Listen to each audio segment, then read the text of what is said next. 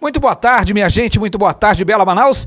Estamos iniciando ao vivo mais um podcast comigo, Marcelo Salum, virando o jogo aqui no melhor e maior site de notícias da região norte, Amazonas Atual, levando para você informação de verdade, informação de qualidade, para que você possa ter acesso a todos os momentos, todos os instantes. E hoje nós estamos aí à véspera da Copa do Mundo, olha só, batendo na nossa porta, e Copa do Mundo, que essa vai ser uma grande Copa do Mundo. Agora, eu não sou especialista no assunto, mas nós trouxemos aqui um especialista que vai falar sobre tudo sobre Copa do Mundo.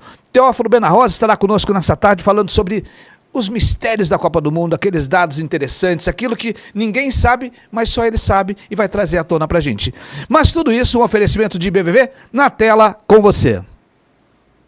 Há 25 anos, nós do IBVV criamos para construir pontes entre objetivos e resultados. O nosso ecossistema de negócios possui algumas soluções, dentre elas, estratégia de negócios, mentoria empresarial, gestão comercial, gestão de pessoas, Omnichannel Integration, SGI ISO, treinamento e desenvolvimento, sistema FrontSys e recrutamento e seleção de pessoal.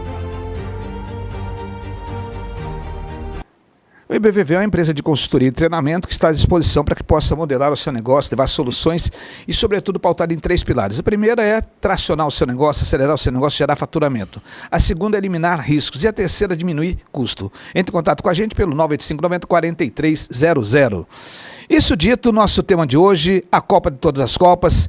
E olha só, gente, houve um tempo em que o futebol era celebrado, quase que pelo improviso, pelo lampejo individual que desafiava a lógica. No entanto, o futebol moderno passou por uma metamorfose profunda.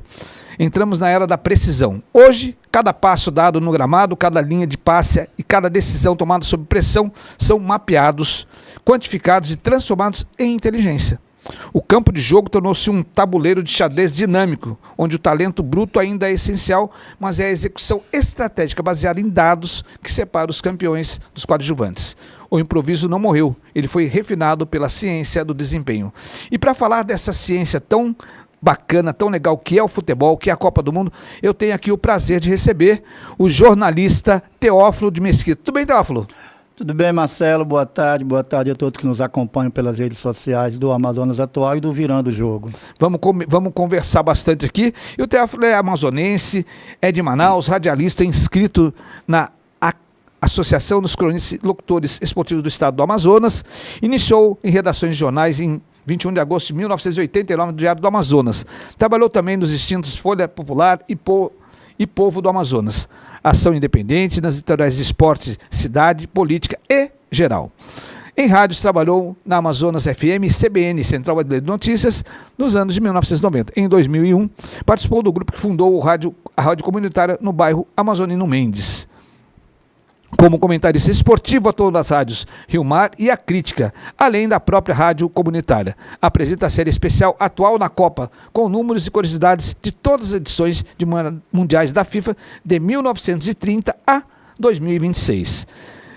E é isso que a gente vai conversar nesse momento aqui e, obviamente, trazer muita curiosidade, muita coisa importante, muito legal.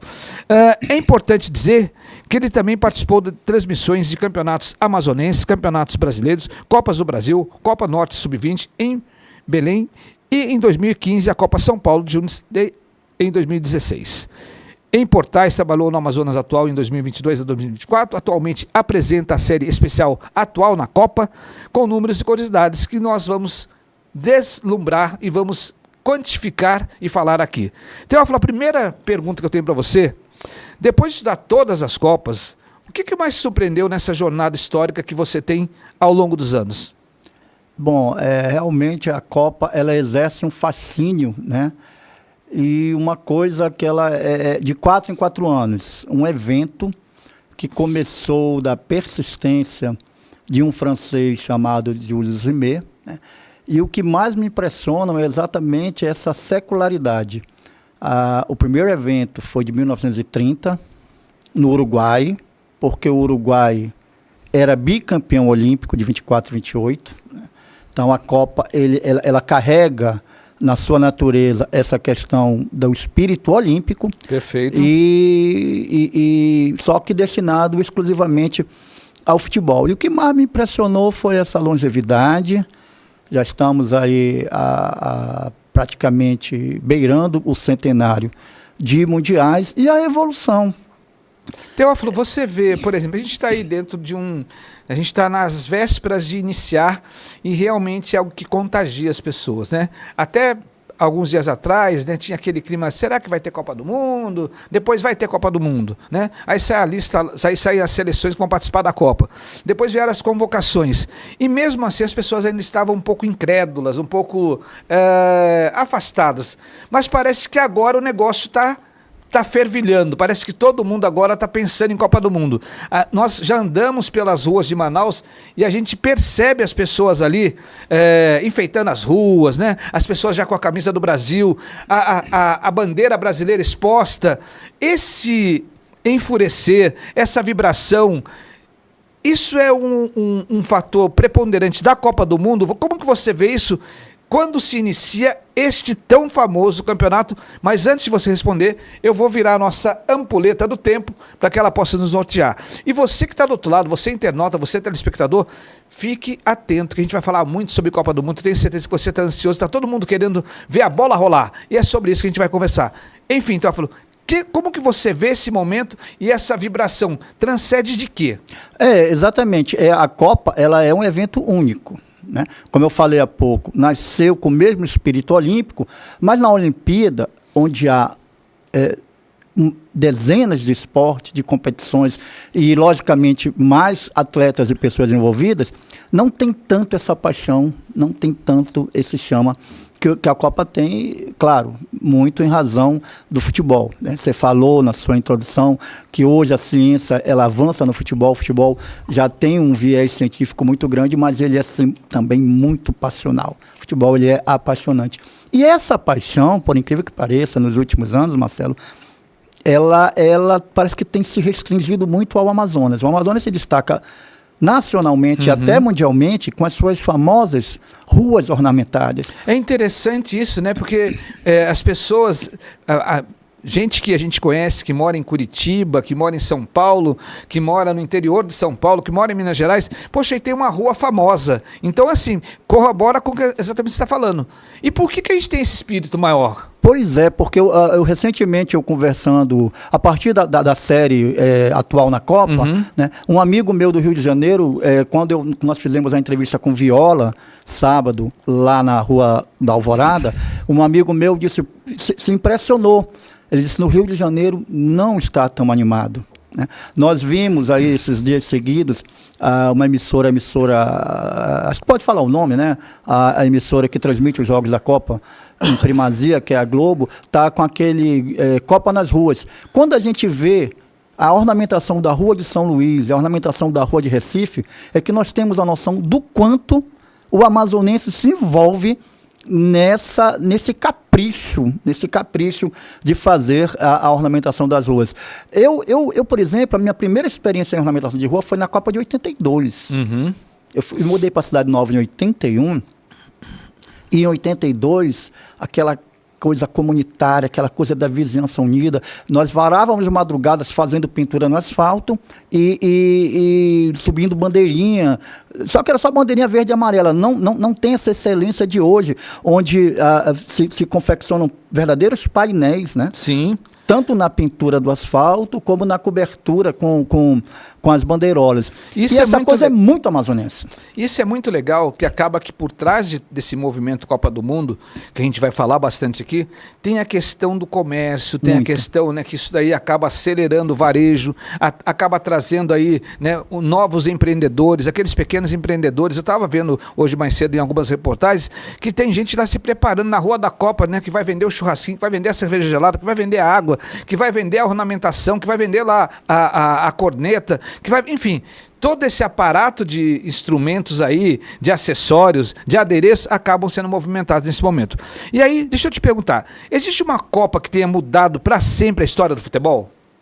Uma Copa que tenha mudado para sempre a história do futebol. Do ponto de vista técnico, eu acredito que a Copa de 70, a Copa no México, né? Porque nós tivemos o Brasil em alta performance. Okay. Né?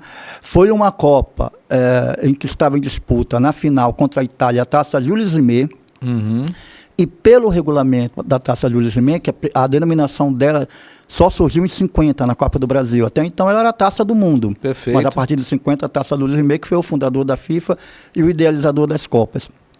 Pelo regulamento, quem ganhasse 3 vezes levaria o título em forma definitiva. Então aquela Copa Brasil-Itália em 70, por todo o gabarito técnico, e ainda por cima, vindo depois da de 66 na Inglaterra, que tecnicamente deixou muito a desejar, e com a posse definitiva da Taça Jules Rimet, eu acho que essa Copa, do ponto de vista técnico, ela foi a Copa que mudou, né? Do ponto de vista de expansionismo, a Copa de 82, na Espanha, porque até então todas as Copas tinham um padrão de 16 seleções. O regulamento mudava, né? 1930, que foi a primeira, e 50, que foi no Brasil, 30 por questões de logísticas e por ser uma novidade, e 50 por ser um pós-guerra, não tivemos as Copas em 42 e 46, tiveram apenas 13 seleções participantes, né?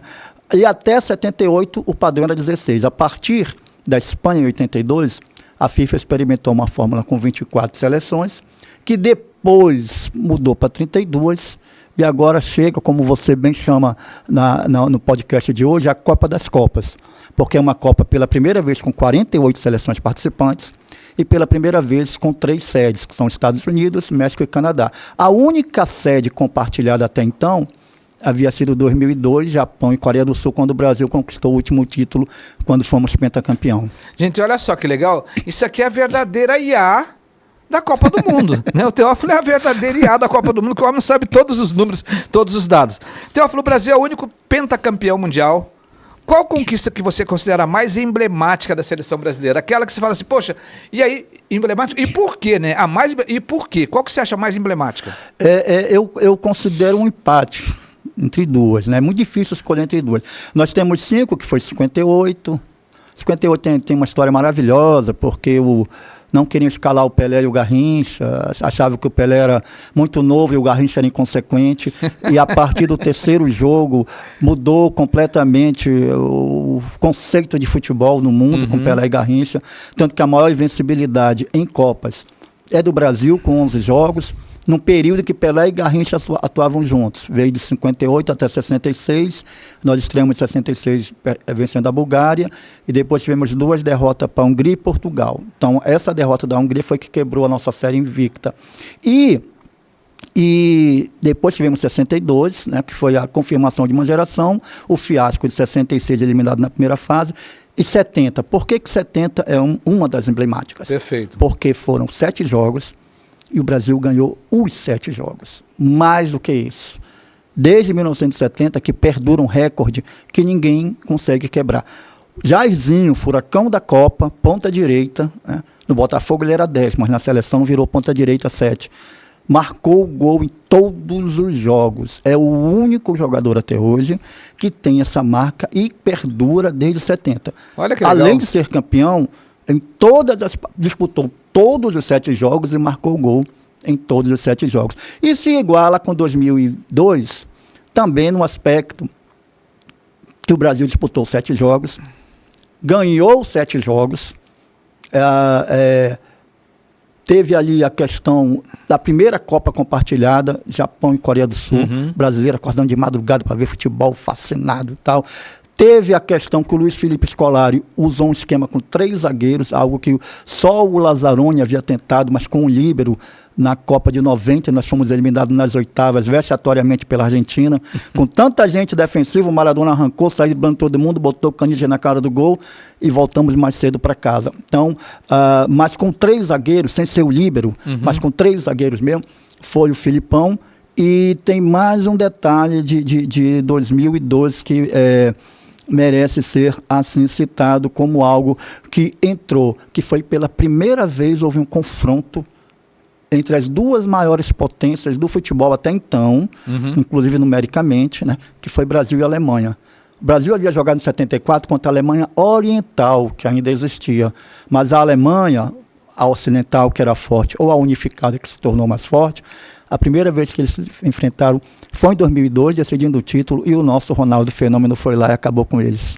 Mas a Alemanha, né? Quando a gente fala da Alemanha, a gente tem uma dor de cabeça da Alemanha também, né? Oxe, nem lembrando, nem lembra, nem tava A lembrando. gente tem uma dor de cabeça da Alemanha, que eu lembro que foi a Copa, foi uma Copa, sabe, Teófilo, que lá em casa a gente enfeitou, fez churrasco, mas foi aquela Copa que a gente foi dormir na sarjeta depois daquele resultado.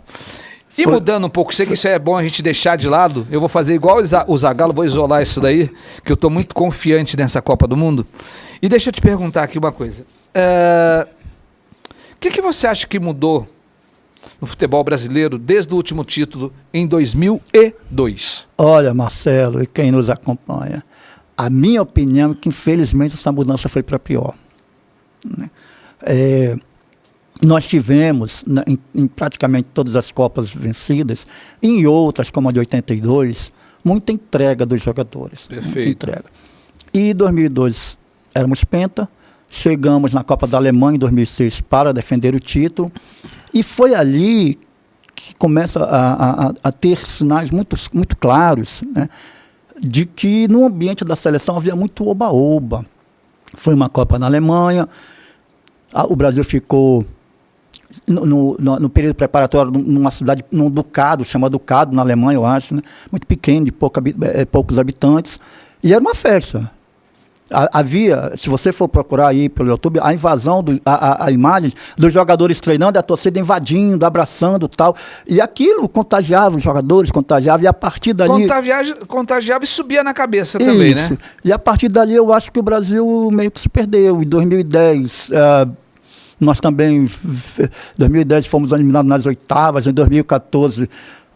o episódio citado há pouco, né? Inclusive, fatídico. Não foi nem só isso, além de termos levado 7-1, nesse jogo do Mineirão, o Klose fez o segundo gol da Alemanha, passou a ter 16 e superou o Ronaldinho Fenômeno como o maior centroavante, como o maior goleador de todas as Copas, que ele vai perder agora, ou para o Messi ou para o Mbappé. E aí também teve... no jogo seguinte da decisão do terceiro lugar, levamos mais 3 da Holanda. Então, em 2 jogos, nós levamos 2 gols. A seleção, ela perdeu completamente o rumo a partir da condição do Neymar. E nunca mais se encontrou. Depois de 2018, depois de 2022, a gente espera e torce muito, muito, muito para que esse ano, toda essa mudança que eu comentei, que para mim foi negativo, sirva de lição para alguma coisa. Exemplo para algo positivo. Mais foco, mais preparo, menos oba-oba, menos influência externa, tudo isso aí. Teófilo, eu vou deixar uma pergunta para você, que essa é uma pergunta que eu acho que para mim, e muita gente fica assim, curioso e ao mesmo tempo intrigado. Como que você vê um país que já foi o berço do futebol, né? Um país que é pentacampeão, o único pentacampeão mundial. Um país que teve jogadores como Rivelino, Pelé, Gerson, Jairzinho, Clodoaldo, Félix. E hoje nós sermos guiados ou treinados por um treinador europeu, né? Como que você vê isso? Você vai responder daqui 1 minuto, que antes de você responder, eu quero convidar você que está do outro lado, você que é o nosso telespectador, ouvinte do Spotify e você que está conosco neste momento para degustar a melhor água. Essa é a melhor água que existe na região norte, que é a água Toia. A água Toia que você... Por que ela é melhor? Porque ela efetivamente mata a sede e por que ela mata a sede? Porque ela tem o maior índice de pH, que dá aquela saudabilidade, aquela sensação de sacitez que você tem ao tomar a água Toia. Convido você. E antes de eu voltar aqui com o meu amigo Teófilo, que ele vai responder o que ele acha de nós termos o Ancelotti, né? Chamam de Mr. Ancelotti. Olha aqui como a gente está evoluindo. Se ele trouxer a Copa, tudo bem. Antes de eu voltar com o Teófilo, eu quero aproveitar para falar com você do outro lado. Quero dizer para você o seguinte, que nós estamos aqui conversando sobre Copa do Mundo. E Copa do Mundo está para começar. Está batendo na porta, né? Faz parte do nosso dia a dia. E tudo isso a gente não pode perder de vista que nós temos aqui um grande momento que a gente está vivendo, que é as vésperas da Copa do Mundo. Teófilo, responde pra gente aí, como que você vê essa visão de termos à frente da seleção brasileira um técnico que não é brasileiro? No primeiro momento, eu confesso que eu vi com bons olhos. Por quê? Como a gente havia comentado no questionamento anterior, o Brasil perdeu o rumo, né? E por quê?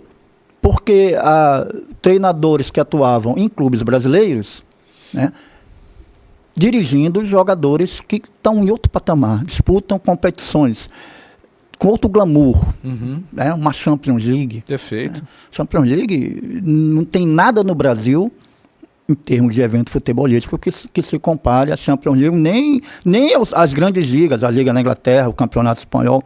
Então era um outro patamar. E isso faz com que o jogador... é inevitável. Não é uma crítica, não é um julgamento, né? Até porque eu considero a carreira de jogador uma das mais injustiçadas, porque com 32 anos você já tem que parar. Ok. Não é como jornalista que segue a vida inteira trabalhando, né? Então, havia uma desigualdade muito grande de relacionamento e tratamento. Quando vem um técnico, Real Madrid, europeu, tal, agora a coisa vai. Porém, o próprio Ancelotti, ele me decepcionou com um caso que foi muito polêmico, né? Duas decepções. O primeiro, um caso que foi muito polêmico, que girou em torno da convocação do Neymar. Ora, em qualquer outro tempo, um treinador da seleção brasileira ou no mercado europeu, o Ancelotti, ele recebe entre os convocados um jogador que vem do seu clube com diagnóstico X e quando começa a fazer os exames da seleção brasileira é 3X, em qualquer... era corte. Não, olha, a gente imaginava que era um dedo quebrado, são 5 dedos quebrados, né? Metaforicamente. A questão ética já ficou... Então tem que cortar, mas não, manteve. Tudo bem, eu torço para que o Neymar jogue, eu torço para que o Neymar faça gol, eu torço para que o Neymar dê o sangue, prove que ele realmente mereceu essa convocação. Perfeito. E a segunda foi que ele sempre teve muita dúvida na lateral, tanto que o noticiário esportivo todo gira em torno disso. Ele está em dúvida para escalar seus laterais para o jogo de estreia, que vai ser sábado, contra o Marrocos. Aí ele perde no amistoso o lateral direito. O que ele faz? Ele chama outro lateral direito? Não, ele chama o meia. E aí não dá, eu começo a não entender a mentalidade do Ancelotti. Eu começo a realmente aquilo que eu apostei, que eu digo agora vai, agora entra no prumo, eu começo a me convencer que eu me enganei. Por isso que eu digo que no primeiro momento eu vi com bons olhos, mas agora eu já vejo com reservas e uma certa decepção até. Tá. Não quero que ele perca o título. Mas, como todo bom brasileiro, a gente está aqui eufórico por esse momento. E eu quero falar com você agora e quero chamar nesse instante aqui o nosso Minuto Empreendedor. E nesse nosso Minuto Empreendedor desta tarde, eu quero falar um pouquinho sobre Employer Brand. Employer Brand, o que é o Employer Brand? É a reputação da sua marca, a reputação da sua empresa, como que a sua marca é vista no mercado. E aí tem 3 pontos, né? Porque é importante nos dias atuais, sobretudo com a escassez de mão de obra, como que você é visto no mercado? E aí tem 3 pontos estratégicos para que você possa fortalecer o seu employer brand ou sua marca diante do mercado. Primeiro, ter uma boa imagem. E essa boa imagem ela tem que estar aliada ali com as questões ambientais, com as questões de governança e com as questões voltadas para o ser humano. Segundo ponto importante, qual que é o propósito da sua marca? O que a sua empresa está fazendo? O que ela está entregando? Ou o que ela se propõe a entregar? Aquilo que ela se propõe a entregar, efetivamente, ela entrega? E, por fim, qual que é a missão da empresa? Aquilo que era apenas um quadrinho na parede, hoje ele é totalmente aferido, mensurado e percebido pelas novas gerações. E cada vez mais a sua majestade, o cliente, está antenado a qual a missão, o que a sua empresa se propõe a fazer. Então, tudo isso aqui no nosso Minuto Empreendedor, comigo, Marcelo Salom, aqui no Virando Jogo. E falando desse Minuto Empreendedor, falando de uma empresa que é extremamente interessante, eu não posso perder de vista deixar de falar da Edebrindes. Edebrindes, que é uma empresa que efetivamente faz a diferença com mais de 8 mil itens no seu catálogo, né? Ela oferece ali brindes para todas as ocasiões, brindes para que você possa presentear o seu colaborador, para que você possa presentear o seu cliente, o seu parceiro comercial, tudo isso na Edebrindes, www.edebrindes.com.br. E agora eu volto aqui com o meu convidado, que a gente está falando sobre Copa do Mundo, estamos aí à véspera, amanhã começa a Copa do Mundo, a bola começa a rolar, e nós estamos aqui ansiosos por saber qual o destino do Brasil, mas antes disso, a gente conhecer um pouco mais sobre os meandros da Copa do Mundo, sabe aquilo que faz a diferença, com o meu amigo jornalista Teófilo Benarros, que está contando para a gente um pouco dessa história. Teófilo, o que mais que lhe surpreendeu numa edição do Copa do Mundo que as outras não tiveram? O que foi assim, aquele ponto? Fala assim, olha, historicamente isso aqui foi o que mais me surpreendeu, aquilo que efetivamente a gente tem que pensar e vale a pena recordar. Nos últimos mundiais, a Copa do Mundo ela tem tomado uma proporção muito além do esporte, né? Se tornou realmente algo com muito apelo comercial, Ok. né? Eu não consegui me atualizar, mas até minha última pesquisa, que foi para a Copa passada, a FIFA tinha mais países membros do que a ONU. Eu não sei se essa realidade ainda prevalece hoje. E eu acho que de uma forma geral, né? De uma forma geral, essa integração aliado ao uso da tecnologia em favor do esporte, né, eu acho que é o que mais contribui para que a Copa do Mundo, como um evento esportivo e como um evento de negócios, cresça cada vez mais. A integração, quando houve o aumento gradativo de 24 para 32 até chegar a 48, a intenção sempre foi fazer com que a Copa fosse cada vez mais inclusiva. Cada vez mais inclusiva. Quem começou essa trajetória, inclusive, acabou de me ocorrer, foi um brasileiro, foi o João Avelange. O João Avelange foi o principal defensor de que o continente africano tinha que ter pelo menos um representante mundiais, né?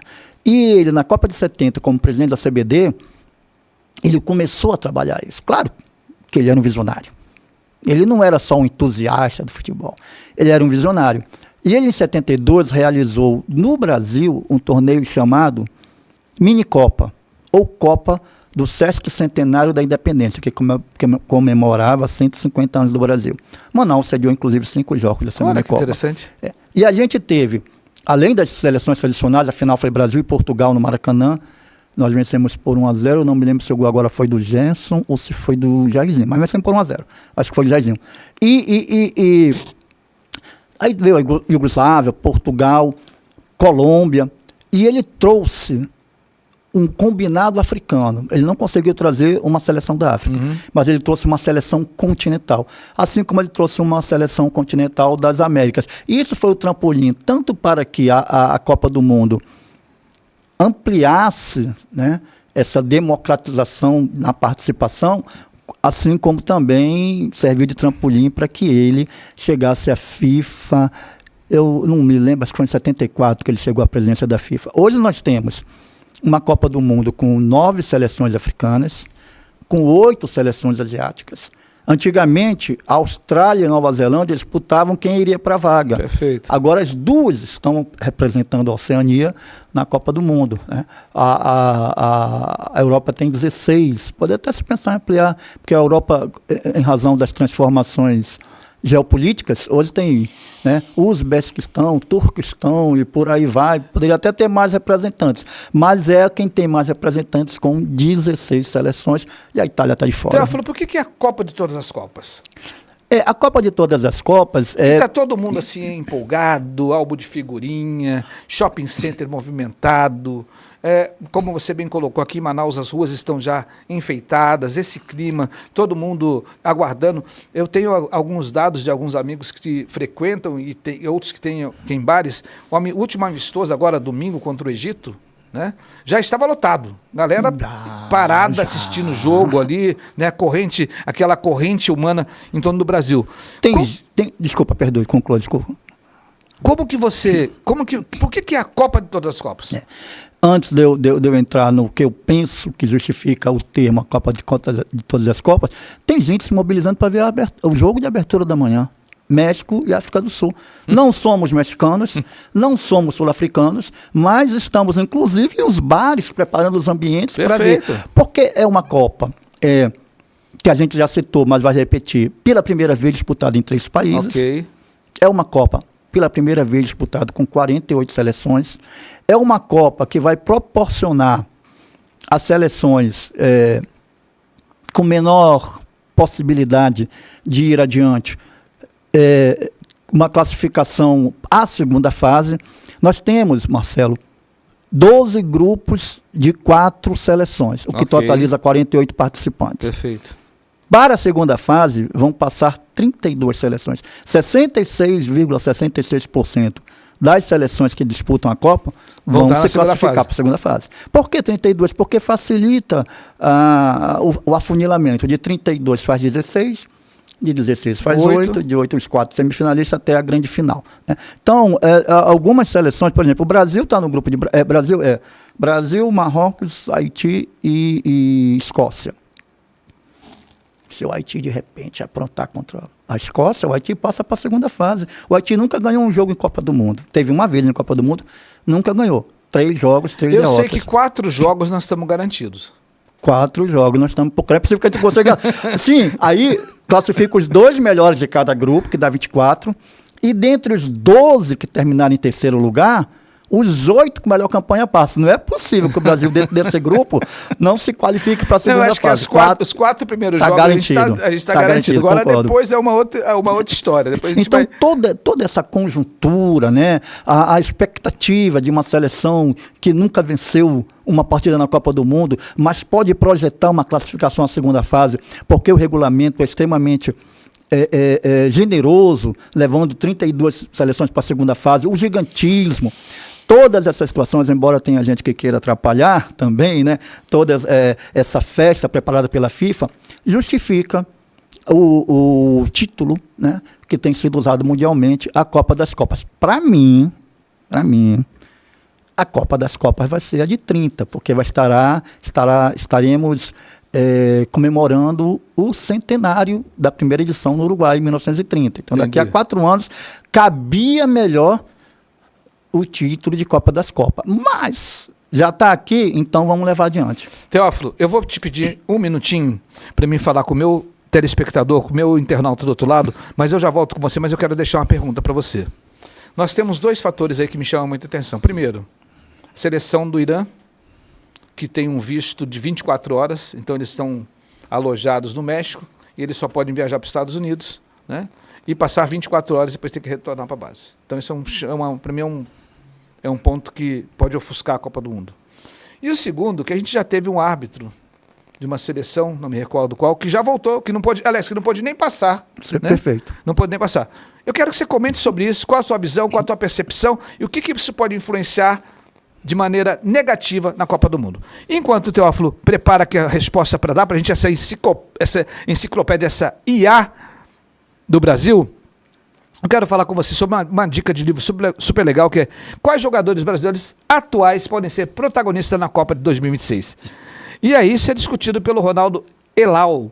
Discute a formação de epitetos como pátria de chuteiras e país do futebol, e sua carga simbólica buscando compreender como o futebol influenciou a construção da identidade nacional. Reúne 15 pesquisadores do meio acadêmico com ensaios que abordam 9 Copas do Mundo e uma Copa das Confederações. Então vale a pena a gente conferir aí um livro bacaninha aqui, interessante, do Ronaldo Elal, Copas do Mundo, Comunicação e Identidade Cultural no País do Futebol. Vamos lá, vamos conferir isso aí?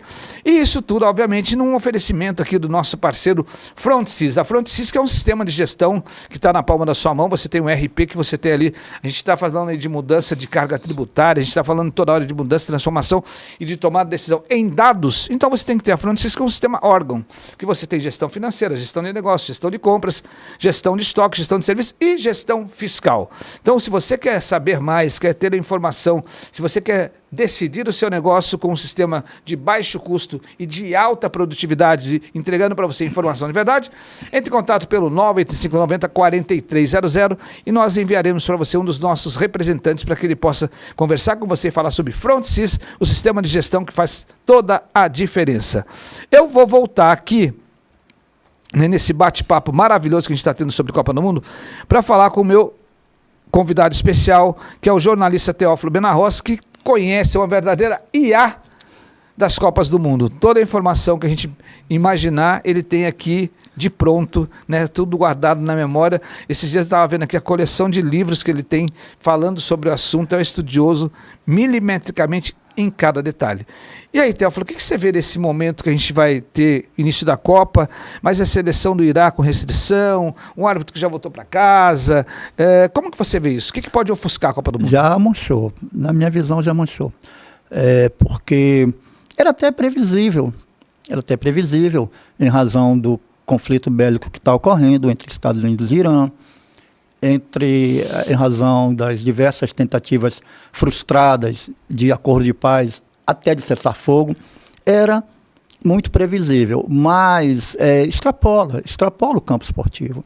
O árbitro que voltou é um árbitro da Somália, e até onde eu estou entendendo, não sei se eu estou enganado, mas até onde eu consegui ler, ele não votou por culpa dele, ele votou porque o país dele está numa lista negra dos Estados Unidos de restrição a pessoas dessa nacionalidade embarcar nos Estados Unidos. Além da seleção do Irã, né, que recebeu, acho que é visto temporário por 24 horas, então eles têm que jogar e vão para o México. Eles formaram a base em Tijuana, no México, né. Teve também o caso de um atacante do Iraque, que eu não vou me recordar o nome, seria demais, né? Que ao desembarcar, acho que foi em Miami, tá? Mas nos Estados Unidos, ele foi detido não, ele ficou 7 horas sendo interrogado no aeroporto até ser liberado. Eu acho que são situações que extrapolam. E aí, nós nunca tínhamos visto isso. Desse jeito não. Há alguma coisa que eu posso até comentar próximo disso, né? Mas desse jeito não. Comenta pra gente esse fato aí. E a FIFA sobre a situação do Irã, ela disse que ela não se envolve em regras internas de imigração dos Estados Unidos, né? E sobre o caso do árbitro, ela não se pronunciou, ela só lamentou. Disso ocorreram outras oportunidades. Essa questão da geopolítica, ela teve pelo menos 3 situações que, aliás, vai ser tema do nosso atual na Copa dos próximos dias. Na 3ª edição da Copa do Mundo, não, na 2ª, em 34, né, 34, na Itália, foi disputado sobre o manto do fascismo. Totalmente. O Mussolini ia para as tribunas de honra, que é um lugar em destaque nas arquibancadas, e ele fazia com que os jogadores da seleção da Itália perfilassem na frente dele, do ministério. A Europa já vivia tensões políticas, né, que culminaram com a Segunda Guerra Mundial, e fizesse a saudação fascista. Levantasse os braços, estendesse a palma da mão e fizesse reverência ao Benito Mussolini. Entendi. E a Itália foi campeã de 1934. Era uma boa seleção. Foi campeã com méritos, com méritos técnicos. Mas houve já esse caso. Entendi. Em 1938, teve jogando as eliminatórias da Copa da Europa, a Áustria se classificou num grupo que tinha Letônia e Estônia, em outubro de 1937. E aí, a primeira rodada, a 38, teve um regulamento diferente. Eram 16 seleções, todo mundo, haviam 8 confrontos, e quem ganhasse avançava, quem perdesse voltava para casa, né? E a Áustria foi anexada em março pela Alemanha. Primeira quinzena de março. As tropas de Hitler invadiram, anexaram. A Áustria deixou de ser uma nação. Ou seja, a gente sempre vive esses meandros políticos. Mas, né, desse jeito agora eu acho que... Porque assim, os tempos são outros, né? As feridas das guerras, a Primeira e Segunda Grande Guerra, as feridas das 2 bombas atômicas no Japão, hoje elas impedem um confronto bélico de extensão maiores, embora seja algo muito desproporcional. A população civil sempre é quem paga o pato, né? Perfeito. Então, eu acho que já era para ter tirado lição desses episódios da Segunda Guerra, e não era mais para ocorrer isso. Embora, como eu falei, previsível, porque ano passado, já para finalizar esse tema, durante a cerimônia de sorteio dos grupos, o atual presidente da FIFA entregou uma premiação de Prêmio da Paz Mundial para o Trump. O que é inconcebível. É uma dicotomia, né? Teófilo, para a gente mudar de página, quem vai ser o craque da Copa? Sua opinião? Bom, o craque da Copa, para mim, eu tenho mais acerto no campeão da Copa, mas o craque da Copa eu tenho algumas dúvidas, porque pesa algumas situações. 3 nomes. Pronto, facilitou, obrigado. Está entre o Messi, está entre o Mbappé e está entre aquele jovem espanhol, me fugiu o nome agora, né? Nenhum brasileiro na lista? Não, nem que o Neymar tivesse 70%, porque o Neymar já não vem exibindo futebol de alto nível há algum tempo. Vini Júnior? Pô, o Vini Júnior, se ele jogar na seleção como ele joga no Real, pode ser que ele tenha um pouquinho de chance. Mas não, eu fico entre o espanhol, esqueci o nome agora, é uma falha minha. Isso, já está chegando aqui, a produção já está mandando, muito obrigada. A produção sempre atenta, mas vai ficar entre o Mbappé, entre o Messi. O espanhol, eu acabei de lembrar mais um, o Yamal e o Cristiano Ronaldo. Mas o Cristiano Ronaldo está para se aposentar, pô. O Messi também. O Messi vai fazer 39 anos, dia 24 de junho. Mas eles têm futebol de alto nível. A questão é que o Messi, olha só. Eu não sei quanto tempo isso acabou. Olha só. 22 campeões mundiais estarão jogando o Mundial de 2026. São jogadores que já experimentaram o gostinho de levantar o título. Campeão. Desses 22, 17 é da Argentina de 2022. Então, a Argentina, que é a minha favorita ao título, né, ela leva, entre os 26, 17 jogadores que foram campeões mundiais. E isso ajuda demais o Messi, que é a questão do Cristiano Ronaldo. Também joga muito, mas não tem uma equipe para dar suporte. Teófilo, vamos lá. Copa do Mundo, bateu na porta, você deu aí 4 prováveis craques. Além de Argentina, mais 2. Vamos para os 4 semifinalistas, né? Mas para me dar um. Aliás, quem vai ser a semifinal? Boa, pois semifinal. Mas assim, para dar semifinal, eu não estudei o chaveamento, eu não sei. Mas vamos lá, vamos aqui. Mas assim, sempre são favoritos. Brasil, Argentina, Alemanha. Brasil, Argentina e Alemanha. Aí você põe a França, aí você põe a Espanha. Aí você pode colocar a Bélgica. As surpresas, eu acho que elas virão do continente africano, que é sempre quem apronta mais, né? Porque o continente africano ele tem um futebol de vigor e de técnica. Perfeito. Se você for ver, a França pega colonizados da Argélia, né? Muitos argelinos de origem acabam naturalizados franceses. A Inglaterra também tem essa política de naturalizar jogadores de origem africana. Eles têm muita técnica, né? Às vezes eles não têm a experiência, às vezes eles não têm um comando mais acertado e às vezes não têm também o conjunto. Mas as surpresas sempre apostando no continente africano.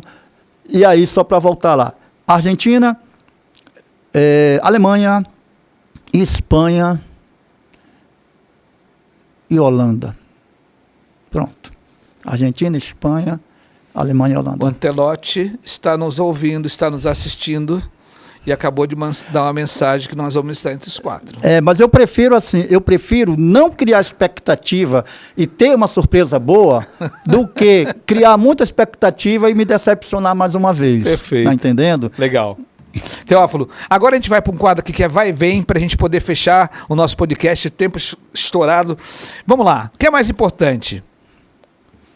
Paixão ou execução? Cara, eu sou da paixão. Acho que a paixão ajuda a execução. Eu sou da paixão. Para você, Copa do Mundo é? Copa do Mundo é negócio. Qual a lição mais importante que a vida lhe ensinou? Viver cada dia como se fosse o último, mas viver muito. Sua maior alegria? Família, filhos e netos, mãe, irmãos. Seu diferencial? Caramba, eu tenho diferencial. Meu diferencial. Com essa enciclopédia toda aqui, o Maiá ambulante sobre Copa do Mundo tem muito. Aproveitando a tua deixa, ser um fervoroso defensor da democratização da informação. Não guardo. Quem é Teófilo Benarros? Eu sou, literalmente, hoje eu sei disso, uma metamorfose ambulante. Já vivi muitas fases na minha vida, todas que você possa imaginar. E hoje eu sou um cara que eu digo para minha mãe, digo para meus amigos, eu quero viver até os 80 anos, mas eu vivo cada dia como se fosse o último, que foi a frase que eu acabei de citar. Mas eu sou uma metamorfose ambulante, eu sou um maluco beleza, eu tenho várias vertentes. E é um exímio conhecedor de futebol. Obrigado. De Copa do Mundo. Teófilo, quero muito agradecer esse bate-papo, agradecer a sua participação, agradecer a você que está do outro lado. E antes de terminar, eu quero mandar um super abraço para o Jurandir Gaioto, do Picolino, que hoje comemora mais um aniversário. Jura, aquele abraço forte. Mais tarde vou passar para tomar aquele chopp por sua conta hoje, aí no Picolino, né? Vou primeiro para a faculdade, aplicar uma prova nos alunos, depois vou lá no Picolino tomar um chopp por sua conta. Mas de verdade, abração, Jura, que Deus te dê muita saúde e prosperidade, tá bom? Teófilo, obrigado por esse bate-papo. Gostaria que você se despedisse dos nossos internautas e dos nossos ouvintes do Spotify aqui do Virando o Jogo.